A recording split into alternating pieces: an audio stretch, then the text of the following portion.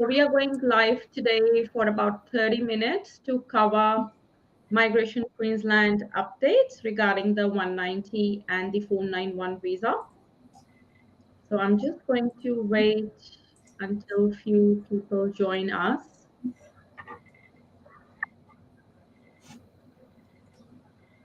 So we are live on our Facebook page and also on our YouTube channel at the moment.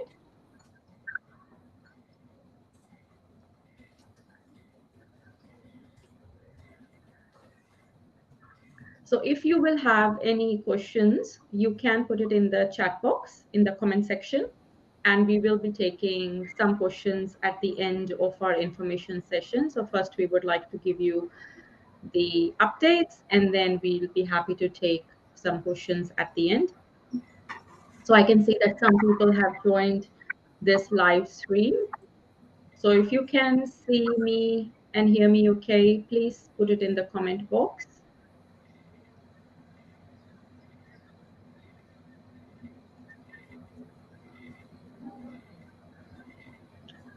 Okay, I think we do have quite a lot of people now. So I think we can start our session. So I would start with introducing myself. So my name is Sumandua. I'm a registered migration agent at Nationwide Migration, and my MARN number is 1800859. Hello,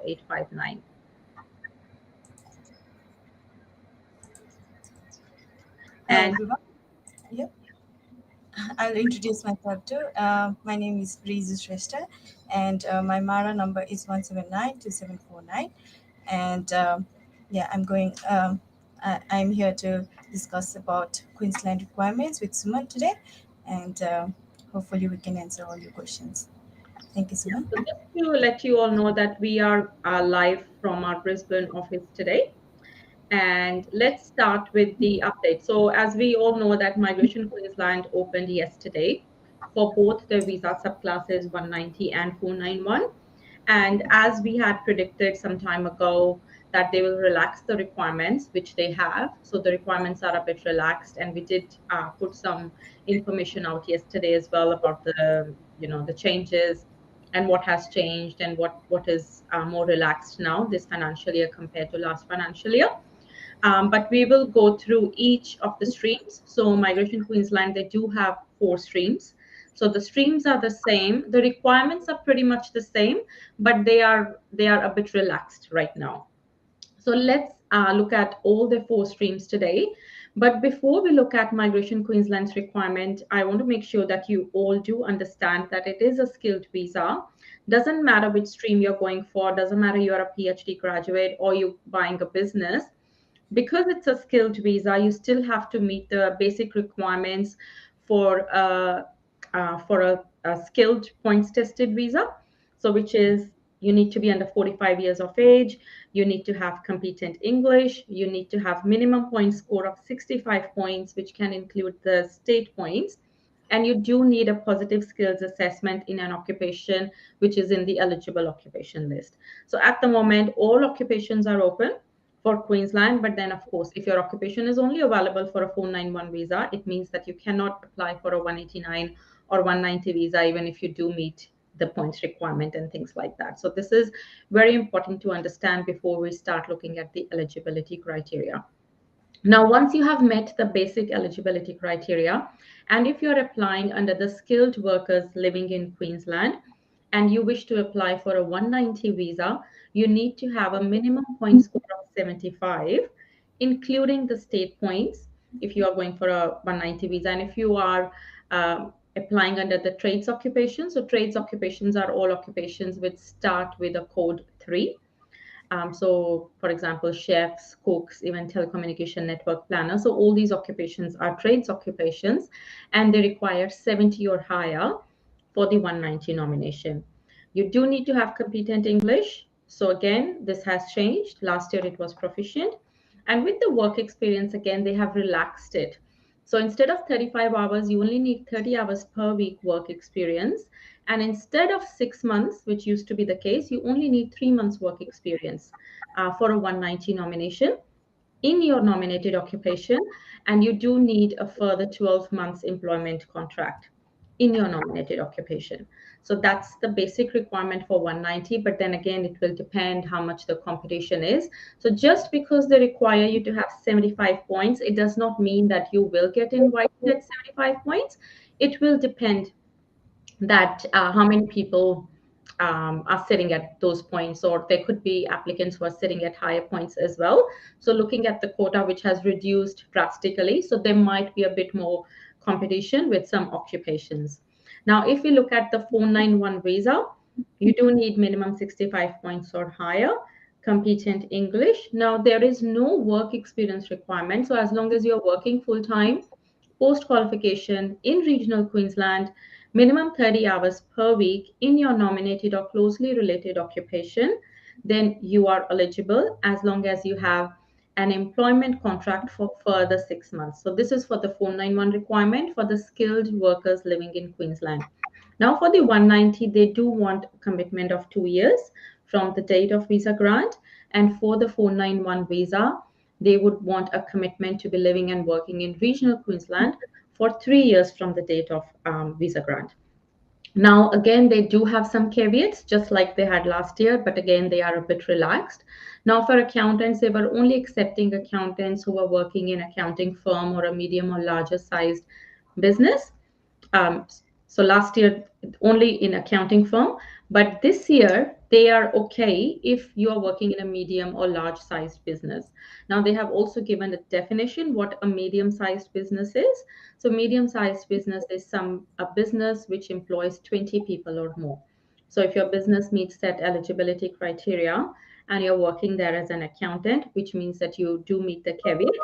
And another caveat is that must be a CPA, CA, or IPA, or are studying towards becoming a CPA, CA, or IPA, which means you are either enrolled or you have already completed these studies. Now, if you're applying under internal and external auditors, then you must have a job as an auditor, not as an accountant. And if you're applying for cooks and chefs, you can't be working in a takeaway or fast food business. Now, these caveats are same under the other pathways like the graduate pathway, the caveats are the same. So maybe I will let Riju to explain about the stream two, which is the graduates of Queensland University. Okay. Thank you so much. So now let's talk about graduate stream. The eligibility criteria common to all graduates are um, yeah, we can apply under this pathway if you have completed either bachelor's, master's, or PhD in Queensland. You will require to meet 75 points for 190 and 65 points for 491. You must have a competent English. For 190, you can be living anywhere in Queensland, whereas for 491, you must be living in regional Queensland. The graduates must have completed 100% of their degree in Queensland and must have completed this degree in last 2 years. There are certain additional criteria that needs to be met by each type of graduate. The most relaxed one is for PhD graduates, as they do not require any job offer. But they must have had a positive decision on their thesis. Once they complete the thesis, we can, if they have a skill assessment, then we can look into graduate pathway for PhD graduates. Of course, they need to meet the minimum criteria of the Department of Home Affairs, as explained by Suman previously. For masters who are graduates of STEM or agriculture, STEM is science, technology, education, and medicine.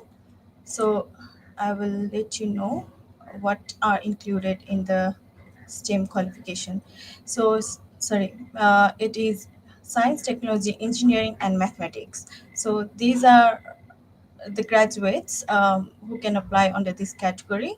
And previously only STEM was included, but now agriculture is also included by Migration Queensland.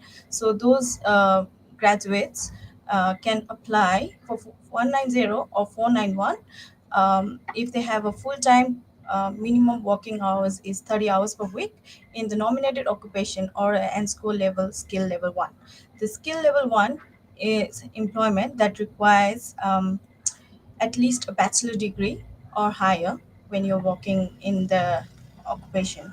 So if it if the occupation doesn't require, just the diploma, then we can't say that it is a skill level 1. So yeah, so graduates under this category can apply. For masters not in STEM or agriculture, and also bachelor graduates, they can apply for 190 if they have a GPA of 6.0 or higher. And if they have a GPA of 5.0 or higher, then they can only apply for 491. So this is the requirement, additional criteria for master's graduate not in STEM or agriculture and bachelor's degree. Previously, only 491. Uh, yeah, they could only apply for 491 if not in STEM. All right. So now, um, someone will talk about more about offshore Yeah, applicants. thanks, Riju. So as Riju has just mentioned that, with PhD graduates, there is no requirement of a job or having a job, but then you still need a skills assessment because we do get a lot of questions about this, that if PhD graduates, they need a skills assessment or not. And the definition of a graduate is somebody who has completed the studies in the last 2 years from a Queensland's university, and the completion letter should be dated within the last 2 years. So, also, if you're somebody, let's say you're not meeting the graduate pathway and you are the graduate, then of course you can apply under the skilled workers living in Queensland stream. So you will have that option as well. Now, moving on to the offshore applicants, the good thing is that that Queensland is open for offshore applicants. So they were open last year as well, and we saw a lot of invites for offshore applicants last year. So this year, they have got about 236 occupations open for the offshore applicants for both 190 and 491 visa. And most occupations require 3 to 5 years of employment work experience, unless like you are a registered nurse, and health occupations they require 2 years, but most other occupations they require 3 to 5 years. So if your occupation is there, that's good. The second thing you may want to check is if you meet the employment requirement from Migration Queensland for those visas. And the points requirement is the same, just like the skilled visas, which is 75 points total, including the state points for 190. And if it's a trade occupations, then trade occupations, they require 70 points or higher, including the state points for the 190.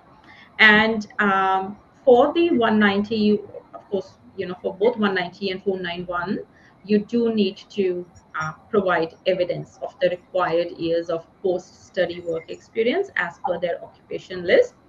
And it is very important that at the time that they invite you, you are still working in your nominated occupation. For example, if you're somebody who is not working anymore but does meet the work experience requirements, you will not be eligible because you need to be currently working at the time you are invited. So for the 491, 65 points or higher, and the English requirement is still the same, competent English, but I still believe that the competition will be high for the offshore applicants because looking at the number of seats available with Migration Queensland, I think they will first focus on applicants who are currently onshore. And if the seats are left, then they will look at the offshore applicants. So if you are an offshore applicant, I would aim to get higher score as well because Queensland does give priority to applicants who have got high score and higher work experience. For example, there is an applicant who has got 7 years of work experience compared to somebody who's got 5 years. Okay, 5 years is the minimum requirement. Somebody who has got 7 years, they would obviously get priority over somebody who has got 5 years work experience. And could be that the points are similar, but someone who's got higher work experience will always get preference from Migration Queensland. So these are the requirements for the offshore applicants. Um, and we have got one more stream, which is the small business owner stream. So I'll probably let Riju cover that stream for us today. Okay, thank you so much. Um, So, for a small business owner stream, this stream is for applicants who are living and operating a small business in regional Queensland. They must meet the minimum requirements of Department of Home Affairs, like we already mentioned, like they must have a positive skill assessment, be under 45 years of age, and have competent English. But we can apply for the small business owner stream if you only have like 50 points of your own. So including state points, if you have 65 points, we can still apply for small business ownership. And there's no competition under the points for this stream, under this stream. So what we have to meet for this pathway, there are two pathways that we can launch expression of interest in Queensland: pathway 1 and pathway 2. Pathway 1 is you must purchase an existing registered business for a minimum of $100,000 and employ at least one Australian resident. The business must be a pre-existing business, and it should be have been running for at least 2 years in the past, and then you can buy it and then trade the business for 6 months, and then we can apply for loss the expression of interest. Under pathway 2, you must have started a business and have continuously run that business for a minimum of 2 years. The business must be generating a profit and have a turnover of over 200,000 dollars in 12 months prior to the application. So the pathway 2 is obviously going to take longer than pathway 1. So yeah, you can look into, if you are thinking of buying a business in regional Queensland, I think pathway 1 is much, it can take less time than pathway 2. The other requirements is that you need to be working full time in the business and have to be running for at least 30 hours per week. You must be 100% owner of the business, and it should not be in partnership, or joint owner is not eligible. The business, as mentioned, should be running and operated in regional Queensland. There are certain criteria that needs to be met for pathway 1. Um, yeah. So it needs to be running for a minimum of 2 years before you bought the business. You need to run the business for at least 6 months and employ one Australian resident, as mentioned before. The other requirement is you can't relocate or sell the business before receiving approval from Migration Queensland. So this is one important criteria that you need to look after. The other thing is you can't say transfer, or because you need to have a contract of business sale, and you also can't do the vendor financing. That means you need to pay for the business before you can run the business. There are other certain criteria, certain businesses that cannot be included, like for example, commission agents or leasing agents of franchisees, such as petrol station, which will not be considered, and home-based or virtual offices are not eligible under this pathway as well. So if you are thinking of like, if you have ideas to operate a business, or if you have management skill, or if you're thinking of buying a business, then Queensland is the right state for you. If you have any questions, you can always contact our office. Yeah, and Thank Ritu, I think this is a great opportunity for somebody. Let's say if somebody is just sitting at 50 points, cannot get high points, and always wanted to run a business, and we think that's a great opportunity from Queensland. And because in Queensland, the other thing is that most of the suburbs are not now regional, so there are like a lot more options to choose the business from. So and the success rate when it comes to the small business owner, the success rate has been really good. So if you do as per the requirements, and if you are following all the instructions, we haven't had any issues with getting a nomination approval under the small business owner stream. you. That's right. Okay, so we'll just take some questions now. Okay, so we are not going to take questions regarding processing time because the processing times are available on department's website, and unfortunately they just keep changing every month. So I would probably say that keep an eye on department's website regarding the processing times, because I know with 190 as well they updated it, so it's looking way better than what it was looking last month. So let's have a look at the questions related to Migration Queensland. Okay, let's have a look at this one from Harmeet Singh. So he's done bachelor's in architecture, 5 years course, and now working as an architectural draftsperson. Seven overall in PTE. Any positive chance for 491? So Harmeet, you have not mentioned if you've already got a skills assessment. So if you've done 5 years of study, my understanding would be that you're better off getting a skills assessment as an architectural draftsperson with 1 year work experience. And yes, I mean, if you have the minimum points, 65 points with your occupation, I would say good chances to get the 491 invitation. Okay, so next one, Ashish. Course ends January, visa ends July. Yes, you can work full time, Ashish, once you have completed your course. But then keep in mind there are two things in this one. The first is that your course has ended, but then it has ended way before your student visa expiry date. So in this scenario, department would like you to lodge your 485 visa within 3 months of your completion date. So in your case, you should lodge your 485 visa February, March in April and not July, because just because you have finished the course early doesn't mean that you can stay on a student visa, because student visa is to study. Okay, I will probably get Riju to answer the next one.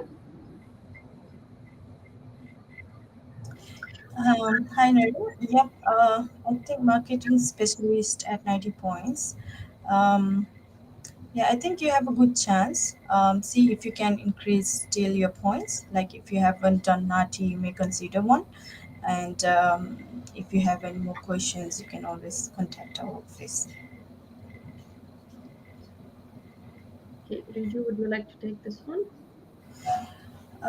Okay, I did submit EUI in 2023. Do I need to resubmit a new EUI for Queensland? Hi, because yes, you will need to submit a new EUI again for this financial year. Okay, so I'll take this one. Offshore applicant, 95 points, network engineer, which is on their occupation list. So with this one, I think they do have the work experience requirements as well. If you do meet the work experience requirements, 95 points, pretty good. But you have not mentioned if this is for 491 or 190. I would probably try for a 491. I mean, even though you do meet the requirements for 190 as well, I'm saying 491 because network engineer is a very popular occupation, and a lot of people from offshore, they usually have 5 to 7 years of work experience, and most applicants, because of that work experience, could be sitting at high points as well. Okay. Okay, Luigi, would you like to take this one? What are the chances of getting 491 for electrical engineer with 75 points with state points?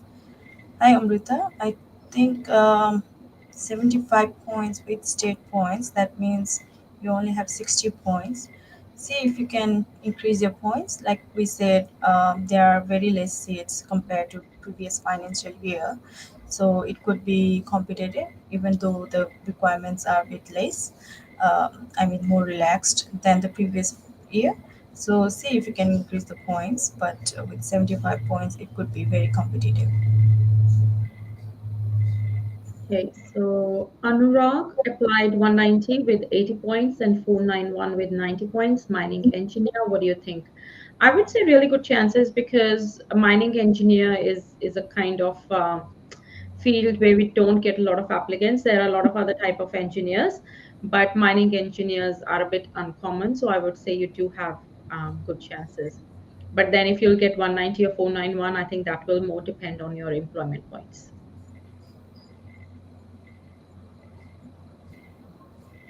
Okay. All right. So, Riju, would you like to take this one? Hi, Pandima. No, you do not have to lodge RI for Queensland. Once you lodge your EUI, it will be in the queue, and then Migration Queensland will invite the applicants who meet the criterias and all, without you do not lead to loss in ROI in Queensland. Okay, Trimula, Riju, what do you think about this one? 85 points for software engineer. Look, software engineer, it's very competitive occupation. Um, um, for 491, see how much work experience you have, and see how we will see how it goes, because we have just started, and maybe they would probably give invites to high points in the beginning of the year, and maybe later on you could have good chances. Okay, Ajit Pal, yes, scores do matter, and it depends on your occupation as well. So scores with Queensland, definitely scores matter. Okay. Yeah, I think Riju answered a similar question before. So I'm actually seeing similar questions in the chat box. So you have to lodge a new EUI. Um, so they opened yesterday, so they'll accept any EUIs that were lodged since yesterday. But if you have any EUIs lodged prior to that, I mean, they are not valid anymore because they will never pick it up. Yeah. What's the date? Okay, so with this one, Vineet, it's yeah, with Queensland, they will accept anything, but then do you want to take risk? Like, for example, I would always take the work experience points after the date deemed.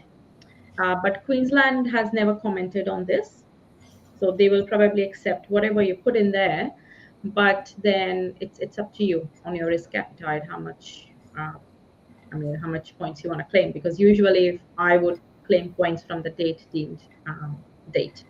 from the deemed date on the skills assessment letter. Okay.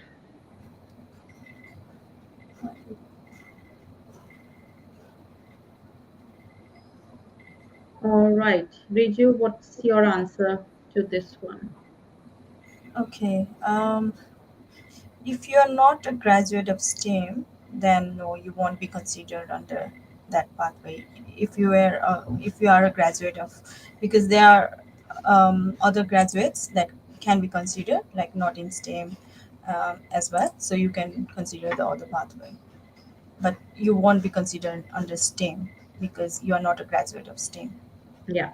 So you may want to look at the skilled workers in Queensland. So what about this one, Riju? What do you think? Sometimes it's just so hard to like predict because we haven't even seen any invitation round. So it will be very hard to say how many points and how things will look like. University lecturer, I think, yeah, there could be less competition. It's not a very common occupation.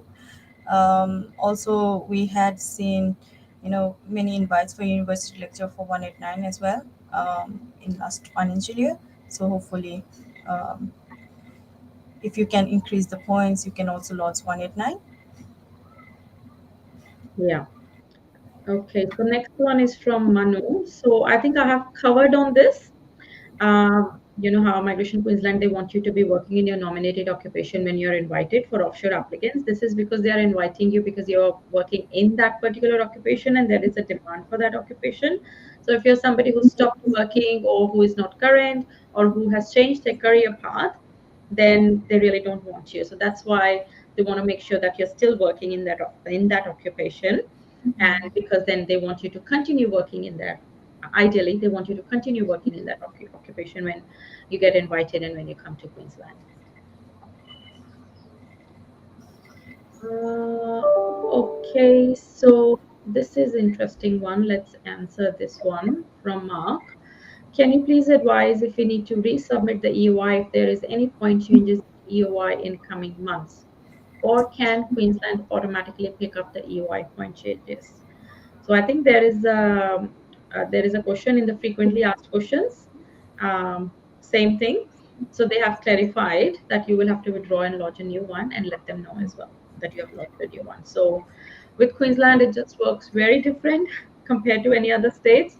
So with Migration Queensland, we highly because we do all states, But with Migration Queensland, we highly recommend that you do use a professional, because I met actually a lot of clients in this financial year who never got invited last financial year, because the EOI was not lodged properly.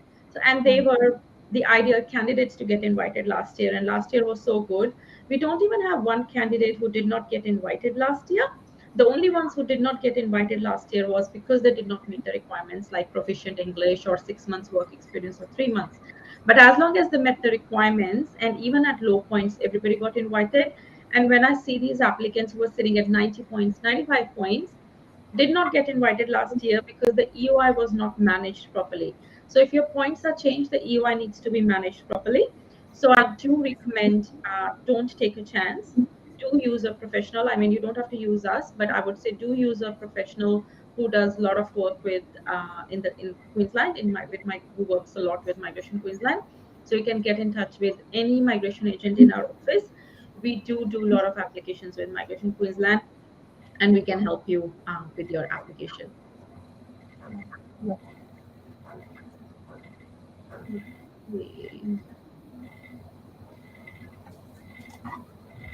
Okay, we just got a comment from Anvesh. Congratulations again, Anvesh. Thank you.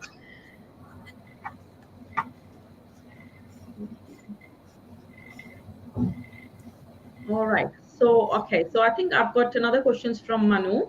So yes, Manu. So in your case, no, you're not eligible. But what you could do is, can you start working in your nominated occupation? That way you will become eligible. Okay, so wall and floor tiler. What's your take on this, Reju? But this person is in Victoria. Hi, Hamid. One for Tyra. Um, you have 65 points on living in Victoria. What are the chances for 190? Okay, on behalf of a friend. If living in Victoria, look, they haven't announced their requirements yet, so we will have to see what they have to say. But hopefully, they would invite the trade occupations as well. But Yeah, yeah, so yeah, I think we're still waiting for Victoria. It will be very interesting to see what happens with Victoria again, low number of seats and things like that. But with yeah, Victoria, even last year, like they had so many seats and they kind of ignored the trade occupations till the end. So Victoria probably not looking good. I mean, but they have not announced anything. But if we predicted, then I mean, let's wait what happens, but then you may want to look at other options as well. You know how Western Australia has their occupation open, and they have invited so many applicants for the 190. The applicants they invited for the 190, obviously they all were either working or had a job offer and things like that, and they were in Western Australia, or they were Western Australia's graduates, maybe living in the state, but graduates of Western Australia. So yeah, keep an eye what happens. But I think this year you should target to get 190. I would say I would not settle for a 491 with your occupation.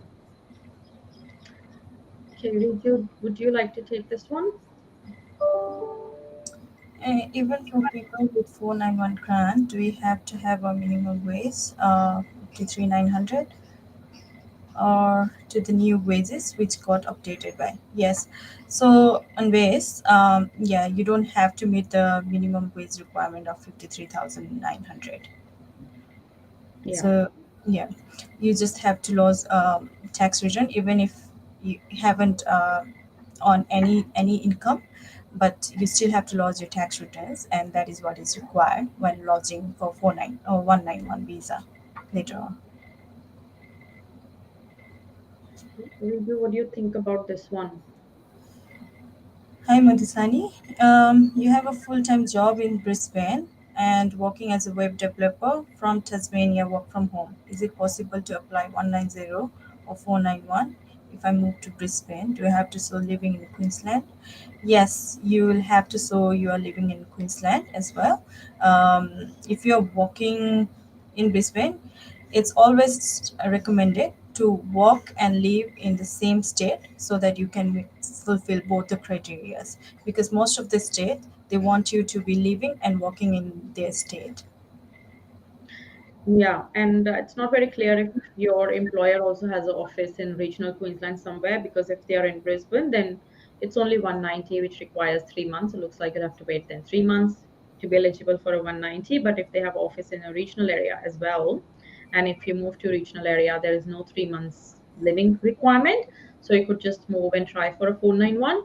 Madhushani, I would probably say get in touch with Reju in this matter, and we can guide you how we can make sure that you get the invite. Like, you don't have to wait too long to get the invitation.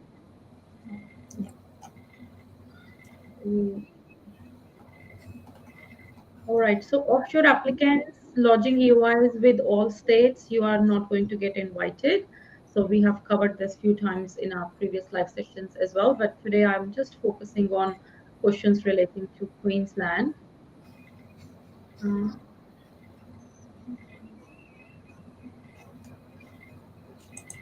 okay, so yes, you will have to put new EY. If you lodged an EY last year, did not get invited, then new EY starting yesterday.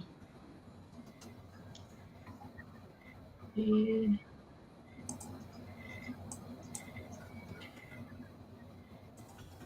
Okay, Sandeep Singh, skills assessment as mixed crop farmer, 70 points with state nomination.